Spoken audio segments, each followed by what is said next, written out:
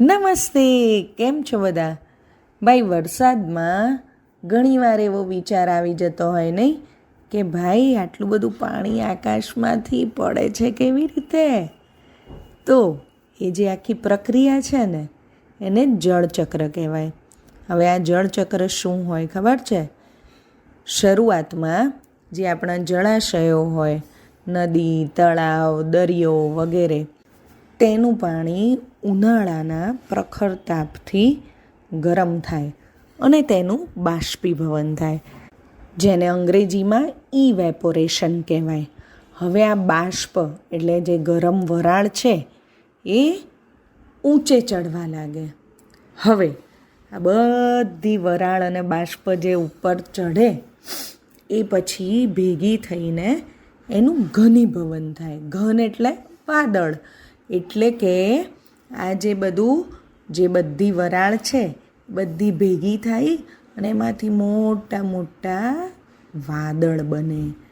આ વાદળ બનવાની પ્રક્રિયાને ગુજરાતીમાં ઘનીભવન અને અંગ્રેજીમાં કન્ડેન્સેશન કહેવાય. પછી શું થાય ભાઈ? વાદળ તો બની ગયા, પણ એટલે વાદળ બને એટલે તરત વરસાદ ન આવે. આ વાદળ ઠંડા થાય પછી તેમાંથી પ્રેસિપિટેશન એટલે કે અવક્ષેપન થાય, એટલે કે જે આ વરસાદનું પાણી છે એ જમીન પર આવે અને પછી પાછું એ જે નદી, તળાવ, દરિયા વગેરે જળાશયો હોય એમાં જ સંગ્રહ પામે. એને કલેક્શન કહેવાય. તો આવી રીતે આ પૂરું જળચક્ર પૂરું થાય. અને આજે હું છે ને એક જળચક્રનું ચિત્ર પણ મોકલું છું, તો એ પણ જોજો તો તમને ખ્યાલ આવશે. તો ચાલો એક આવી જળચક્રની સાયકલ બતાવતું ગીત ગાઈએ.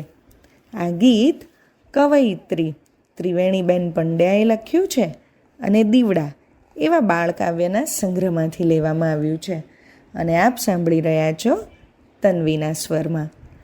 અમે નાના નાના ફોરા, અમે નાના નાના ફોરા, ટપક ટપક ટપ ટપકી ટપકી, ટપક ટપક ટપ ટપકી ટપકી, અમે ભરતા મીઠા ઝરણા,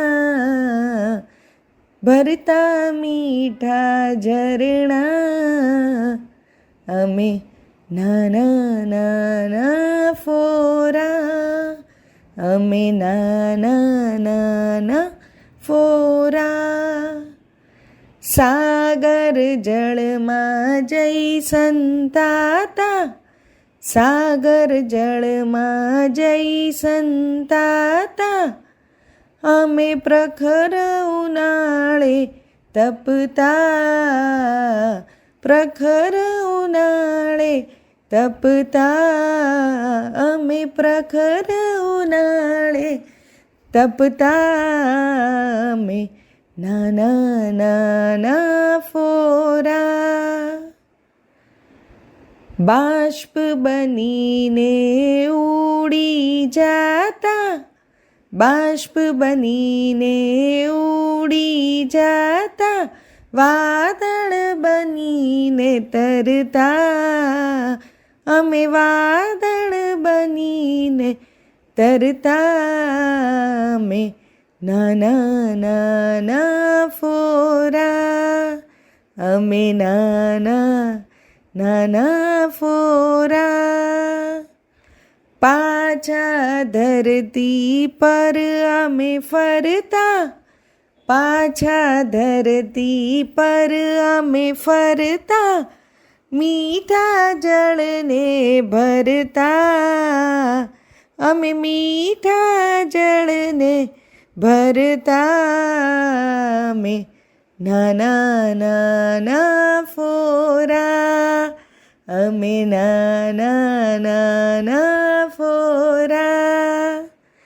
ટપક ટપક ટપ ટપકી ટપકી, અમે ભરતા મીઠા ઝરણા મેં નાના નાના ફોરા, અમે નાના નાના ફોરા. અસ્તુ.